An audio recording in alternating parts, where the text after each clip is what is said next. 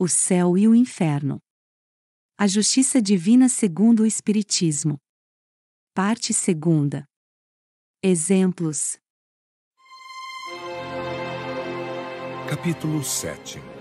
Espíritos endurecidos. La Pommeraye, castigo pela luz.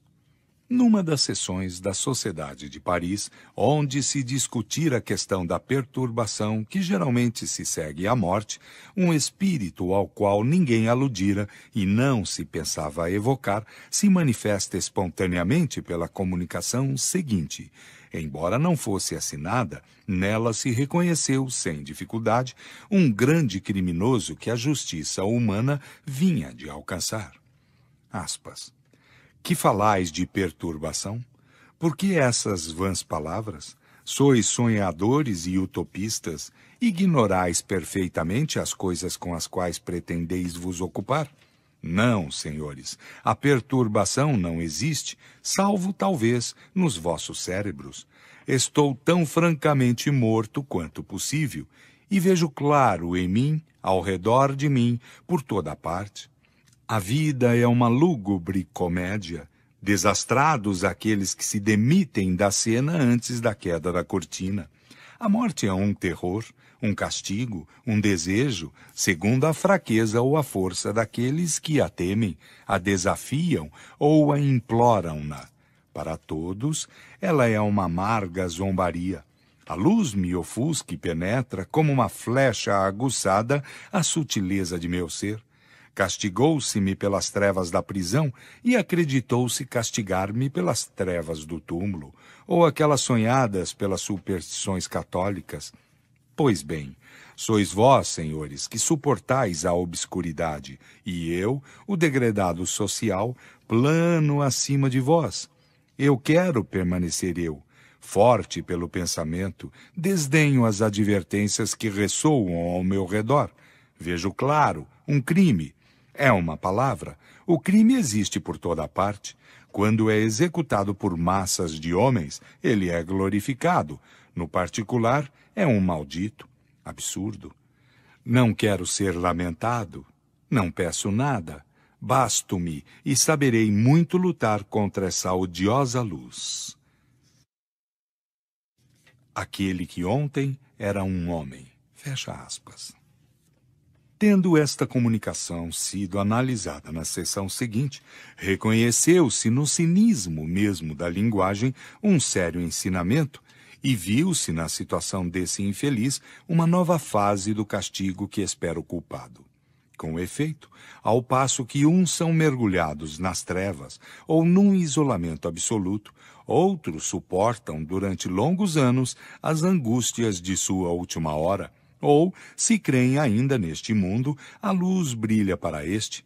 Seu espírito goza a plenitude de suas faculdades, sabe perfeitamente que está morto e não se lamenta de nada. Não pede nenhuma assistência e afronta ainda as leis divinas e humanas. É, pois, que escaparia a punição? Não, mas é que a justiça de Deus se cumpre de todas as formas. E o que faz a alegria de uns, para outros, é um tormento. Essa luz faz o seu suplício contra o qual se obstina. E apesar de seu orgulho, confessa-o quando disse: eu me basto e saberei muito lutar contra essa odiosa luz. E nesta outra frase: a luz me ofusca e penetra como uma flecha aguçada a sutileza do meu ser. Estas palavras, sutileza de meu ser, são características. Ele reconhece que seu corpo é fluídico e penetrável à luz da qual não pode escapar, e essa luz o transpassa como uma flecha aguçada. Este espírito está colocado entre os endurecidos porque demorou muito tempo para manifestar um menor arrependimento. É um exemplo desta verdade de que o progresso moral nem sempre segue o progresso intelectual. Pouco a pouco, entretanto, ele melhorou e deu comunicações sabiamente raciocinadas e instrutivas. Hoje pode ser alinhado entre os espíritos arrependidos. nossos guias espirituais, rogados para darem a sua apreciação sobre este assunto, ditaram as 3 comunicações adiante e que merecem uma séria atenção. 1. Os espíritos na erraticidade estão, evidentemente, do ponto de vista das existências, inativos e na espera. Entretanto, podem espiar desde que o seu orgulho, a tenacidade formidável e rebelde de seus erros, não os retenha no momento de sua ascensão progressiva. Disso tendes um exemplo terrível na última comunicação desse criminoso endurecido, se debatendo contra a justiça divina que o constrange depois da dos homens. Então, nesse caso, a expiação, ou antes o sofrimento fatal que os oprime, em lugar de lhes aproveitar e de fazê-los sentir a profunda significação de suas penas, exalta-os na revolta e faz brotar neles esses murmúrios que nas Escrituras, em sua poética eloquência, chama ranger de dentes. Imagem por excelência, sinal do sofrimento humilhado, mas insubmisso. Perdido na dor, mas cuja revolta é bastante grande ainda para recusar reconhecer a verdade da pena e a verdade da recompensa. Os grandes erros, frequentemente, e mesmo quase sempre, continuam no mundo dos espíritos, do mesmo modo as grandes consciências criminosas. Ser ele, apesar de tudo, e se pavonear diante do infinito, parece aquela cegueira do homem que contempla as estrelas e que as toma por arabescos de um teto, tal como acreditavam os gauleses do tempo de Alexandre. Há no infinito moral, miserável, ínfimo é aquele que, sob o pretexto de continuar as lutas e as fanfarrices abjetas da terra, não vê mais longe, no outro mundo que este. Para aquele, a cegueira, o desprezo dos outros, a egoísta e mesquinha personalidade e a detenção do progresso. Não é senão muito verdadeiro, ó homens, que há um acordo secreto entre a imortalidade de um nome para deixar na terra e a imortalidade que conservam realmente os espíritos em suas provas sucessivas. Lamennais. 2.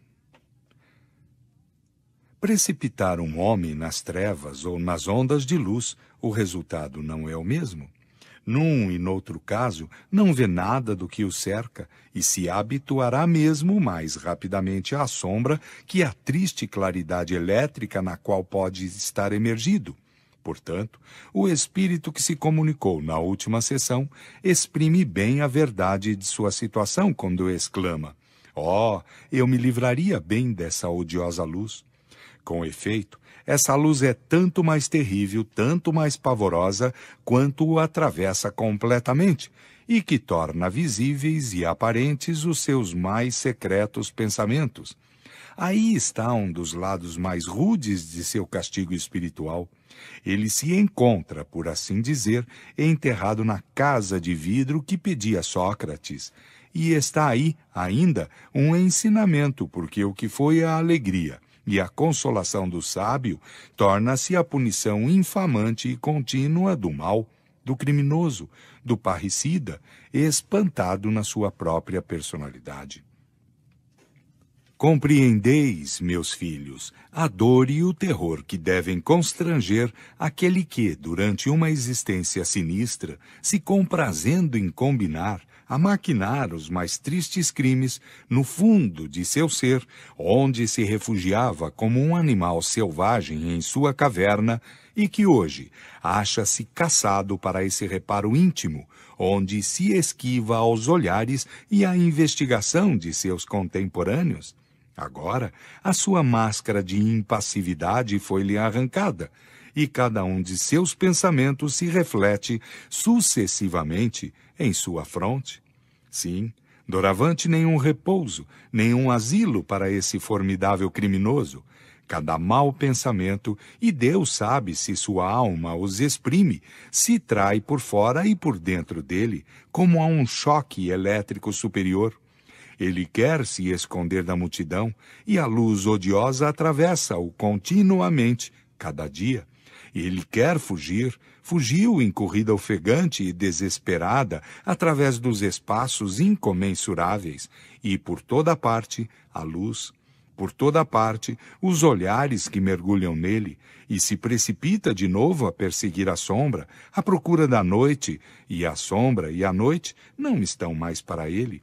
Chama a morte em sua ajuda, mas a morte não é senão a palavra vazia de sentido. O infortunado foge sempre, caminha para a loucura espiritual, castigo terrível, dor medonha, onde se debaterá consigo mesmo para se desembaraçar de si mesmo. Tal é a suprema lei além da terra. É o culpado que se torna por si mesmo seu mais inexorável castigo. Quanto tempo isso durará? Até a hora em que a sua vontade, enfim vencida, se curvará sob a opressão pungente do remorso, e onde a sua fronte soberba se humilhará diante de suas vítimas apaziguadas e diante dos espíritos de justiça. E notai a alta lógica das leis imutáveis.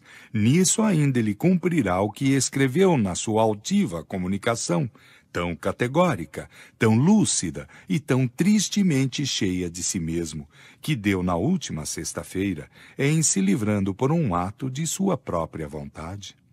Erasto. 3. A justiça humana não faz exceção da individualidade dos seres que ela castiga. Medindo o crime pelo próprio crime, atinge indistintamente aqueles que o cometeram, e a mesma pena alcança o culpado sem distinção de sexo e qual seja a sua educação. A justiça divina procede de outro modo. As punições correspondem ao grau de adiantamento dos seres às quais são infligidas. A igualdade do crime não constitui a igualdade entre os indivíduos. Dois homens culpados no mesmo grau podem estar separados pela distância das provas que mergulham, um na opacidade intelectual dos primeiros círculos iniciadores, ao passo que o outro, tendo-os ultrapassado, possui a lucidez que livra o espírito da perturbação. Não são, então, mais as trevas que castigam, mas a acuidade da luz espiritual. Ela atravessa a inteligência terrestre e fala sentir a angústia de uma praga posta ao vivo. Os seres desencarnados que perseguem a representação material de seu crime sofrem o choque da eletricidade física, sofrem pelos sentidos. Aqueles que já estão desmaterializados pelo espírito sentem uma dor muito superior que aniquila, com suas ondas amargas, ao recordar os fatos, para não deixar subsistir a ciência de suas causas. O homem pode, pois, apesar da criminalidade de suas ações, possuir um adiantamento interior, e ao passo que as paixões o fazem agir como um animal, as suas faculdades aguçadas elevam-no acima da espessa atmosfera das camadas inferiores. A ausência de ponderação, do equilíbrio entre o progresso moral e o progresso intelectual, produziu as anomalias muito frequentes nas épocas de materialismo e de transição. A luz que tortura o espírito culpado é, pois, e bem, o raio espiritual inundando de claridades os refúgios secretos de seu orgulho e descobrindo-lhe a inutilidade de seu ser fragmentário. Estão aí os primeiros sintomas e as primeiras angústias da agonia espiritual que anunciam a separação ou dissolução dos elementos intelectuais, materiais que compõem a primitiva dualidade humana e devem desaparecer na grande unidade do ser perfeito. Jean Reynaud. Estas três comunicações, obtidas simultaneamente, se completam uma pela outra e apresentam o castigo sob um novo aspecto eminentemente filosófico e racional. É provável que os espíritos, querendo tratar esta questão, segundo um exemplo, terão provocado com esta finalidade a comunicação espontânea do espírito culpado. Ao lado deste quadro, tomado sobre o fato, Eis, para estabelecer um paralelo, aquele que um pregador, pregando a Quaresma em Montreuil-sur-Mer, em 1864, traçou do inferno. Abre aspas. O fogo do inferno é milhões de vezes mais intenso que o da terra, e se um dos corpos que lá se queimam sem se consumir viesse a ser repelido sobre o nosso planeta, ele o empestaria de uma extremidade à outra.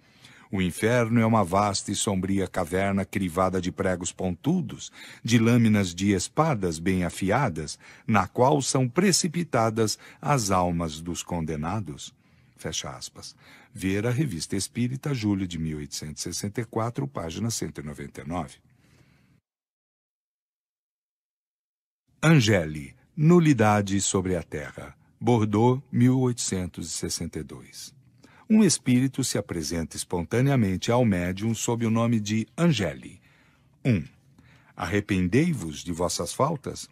Resposta. Não. Pergunta. Então por que viestes até nós? Resposta. Para tentar.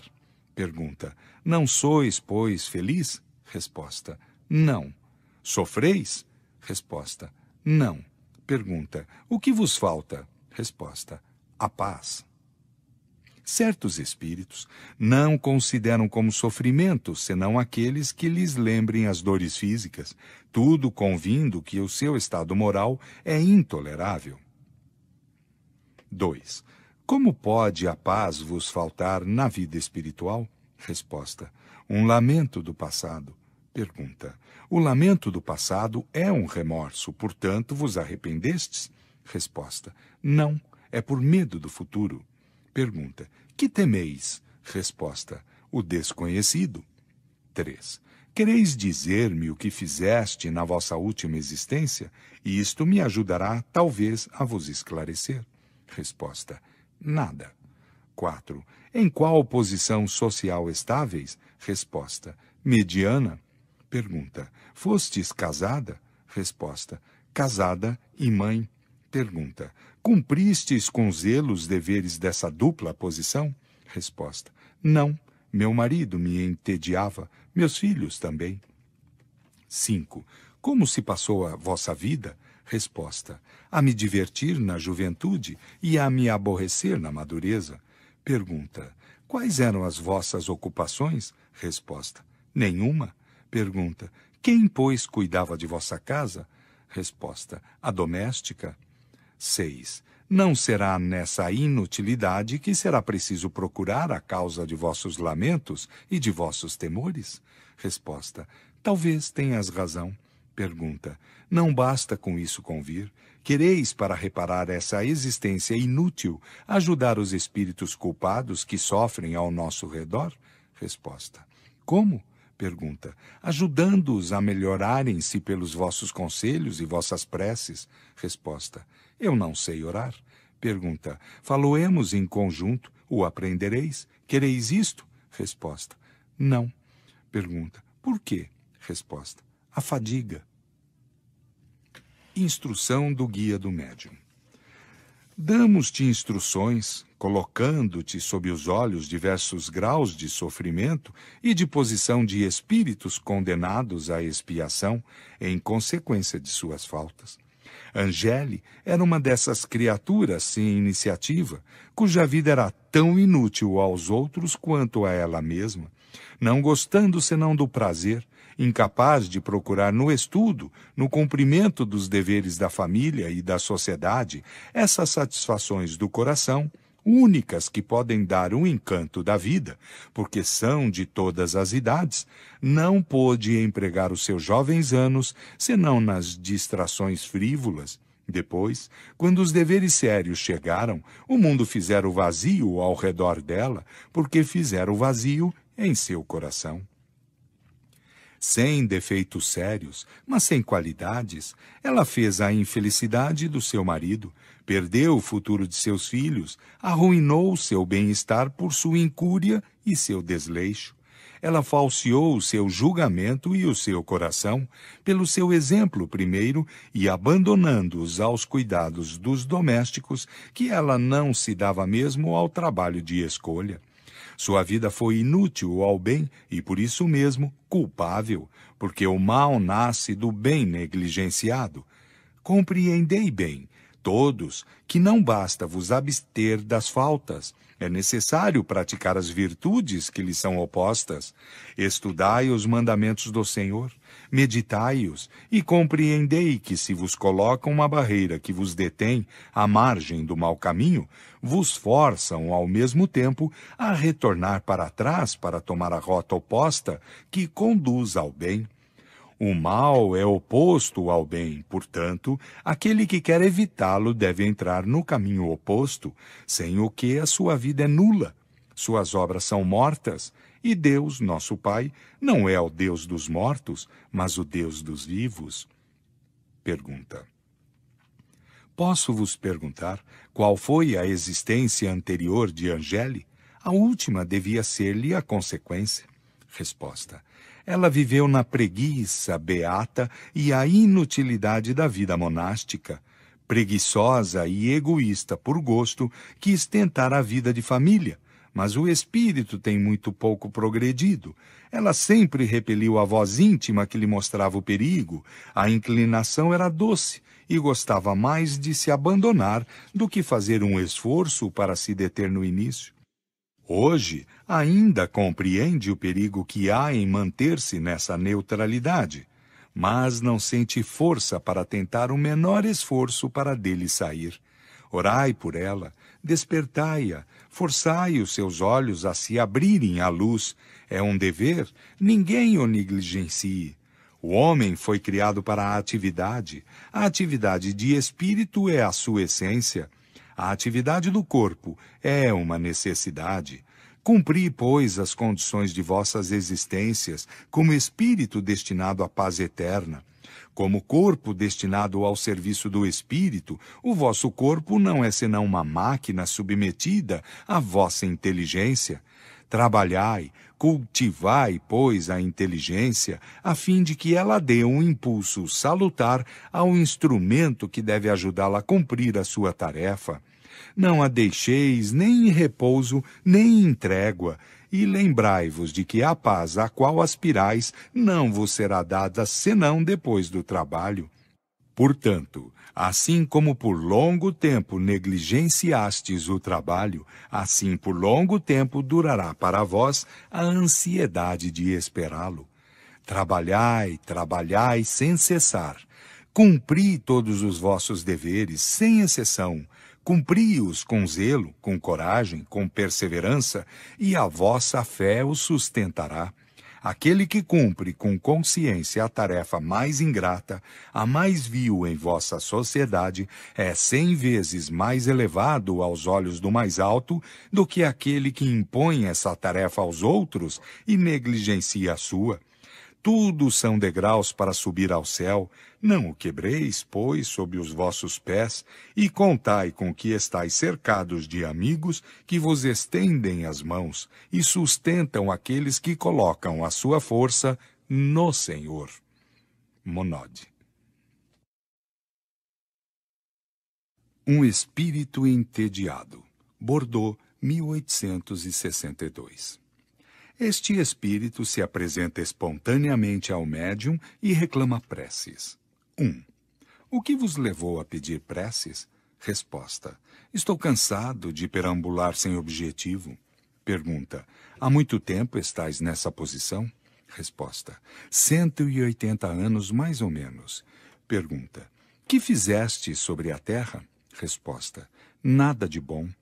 2. Qual é a vossa posição entre os espíritos? Resposta: estou entre os entediados. Pergunta: isso não forma uma categoria? Resposta: tudo forma categoria entre nós. Cada sensação encontra ou seus semelhantes ou seus simpáticos que se reúnem. 3. Por que, se não estáveis condenado ao sofrimento, ficastes tão longo tempo sem avançar? Resposta: estava condenado ao tédio, que é um sofrimento entre nós. Tudo que não é alegria é dor. Pergunta: foste esforçado, pois, a permanecer errante, apesar de vós? Resposta: essas são causas muito sutis para a vossa inteligência material. Pergunta.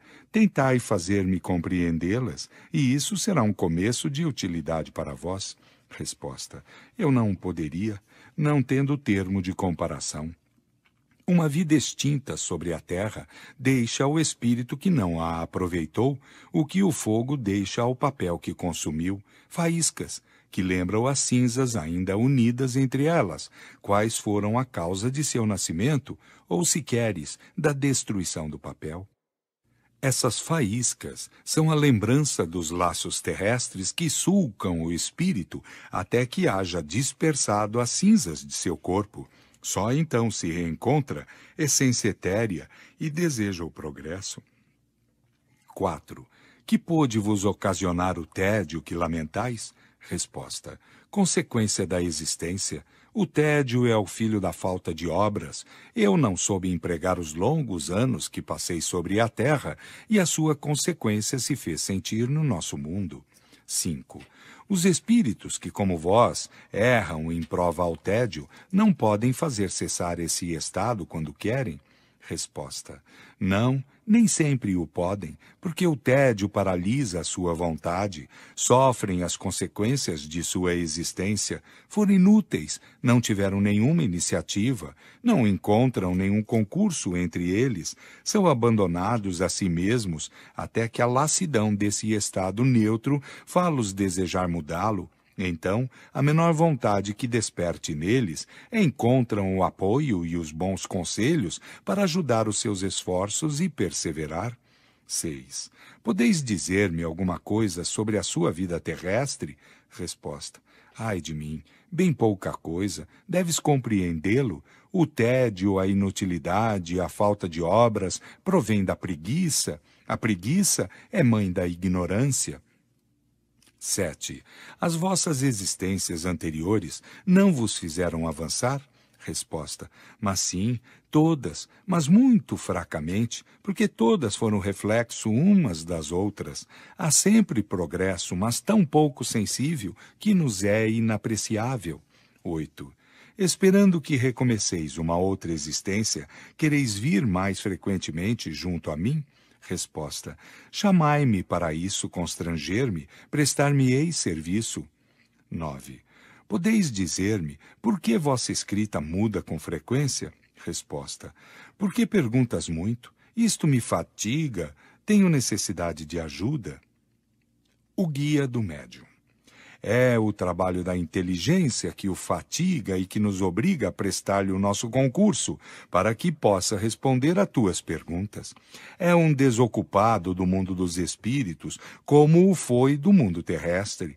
Nós o conduzimos a ti para tentar tirá-lo da apatia e desse tédio que é um verdadeiro sofrimento, mais penoso, às vezes, que os sofrimentos agudos, porque pode se prolongar indefinidamente. Imagina a tortura da perspectiva de um tédio sem fim? São a maioria dos espíritos dessa categoria que não procuram uma existência terrestre, senão como distração, e para romper a insuportável monotonia de sua existência espiritual. Também aí chegam, com frequência, sem resoluções combinadas para o bem. É por isso que tem que recomeçar, até que, enfim, o progresso real se faça sentir neles. A Rainha Dude, morta na França em 1858. 1. Qual sensação sentistes em deixando a vida terrestre? Resposta. Não saberia dizê-lo, tenho ainda perturbação. Pergunta. Sois feliz? Resposta. Lamento a vida, eu não sei. Sinto uma dor pungente e a vida dela ter-me-ia livrado.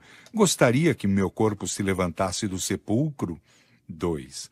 Lamentais não ter sido enterrado em vosso país e estar entre os cristãos? Resposta. Sim, a terra indiana me pesaria menos em meu corpo.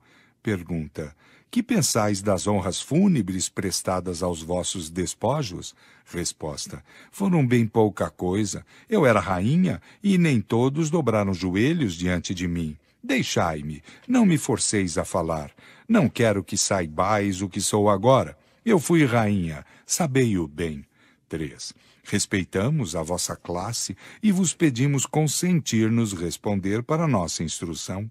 Pensais que o vosso filho recobrará um dia os estados de seu pai? Resposta. Certamente, o meu sangue reinará, disso é digno. Pergunta. Dais à reintegração de vosso filho a mesma importância que quando viva? Resposta. Meu sangue não pode ser confundido na multidão. 4. Não se pôde inscrever no vosso atestado de óbito o vosso lugar de nascimento. Poderíeis dizê-lo agora? Resposta. Nasci do mais nobre sangue da Índia. Creio que nasci em Delhi. 5. Vós, que viveste nos esplendores do luxo, cercada de honras, que pensais disso agora? Resposta. Eram-me devidos? Pergunta. A classe que ocupaste sobre a terra vos dá outra mais elevada no mundo onde estáis hoje? Resposta. Eu sou sempre rainha, que se me enviem escravos para servir-me. Eu não sei, parece-me não se incomodarem comigo aqui. Todavia, sou sempre eu. 6. Pertencieis à religião muçulmana ou à religião hindu? Resposta. Muçulmana, mas eu era muito grande para me ocupar de Deus. Pergunta. Que diferença fazeis entre a religião que professais e a religião cristã para a felicidade da humanidade? Resposta. A religião cristã é absurda. Ela diz que todos são irmãos. Pergunta. Qual é a vossa opinião sobre Maomé? Resposta. Ele não foi filho de rei. Pergunta. Credes que ele teve uma missão divina? Resposta. Que importa isso? Pergunta. Qual é a vossa opinião sobre o Cristo? Resposta. O filho de um carpinteiro não é digno de ocupar o meu pensamento. 7. Que pensais do uso que subtrai as mulheres muçulmanas aos olhares dos homens? Resposta. Penso que as mulheres são feitas para dominar. Eu era mulher. Pergunta. Algumas vezes invejastes a liberdade de que gozam as mulheres na Europa? Resposta. Não. Que me importava a sua liberdade? Servem-nas de joelhos? 8. Lembrai-vos de ter outras existências sobre a terra antes da que acabais de deixar? Resposta. Eu devo ter sido sempre rainha. 9. Por que viestes tão prontamente ao nosso chamado? Resposta. Eu não o quis, fui forçada a isso. Pensais, pois, que eu fosse digna de responder? Que sois vós, pois, perto de mim? Pergunta. Quem vos forçou a vir? Resposta. Não o sei, entretanto não deve ser maior do que eu. 10. Sob qual forma estais aqui? Resposta. Sou sempre rainha. Pensas tu, pois, que cessei de sê-lo? Sois pouco respeitosos. Sabei que se fala de outro modo às rainhas? 11.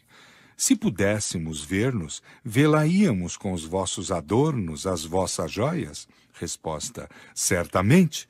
Pergunta. Como ocorre que, tendo deixado tudo isso, vosso espírito haja conservado a sua aparência, sobretudo de vossos adornos? Resposta. Eles não me foram tirados, sou sempre tão bela quanto era. Não sei que ideia fazeis de mim. É verdade que jamais me vistes. 12. Que impressão sentis e vos encontrar em nosso meio? Resposta. Se o pudesse, não estaria aqui. Me tratais com tão pouco respeito. São Luís. Deixai-a. A pobre desviada. Tende piedade de sua cegueira, que ela vos sirva de exemplo. Não sabeis o quanto sofre o seu orgulho. Evocando esta grandeza decaída, agora no túmulo, esperávamos respostas de uma profundidade, visto o gênero de educação das mulheres desse país.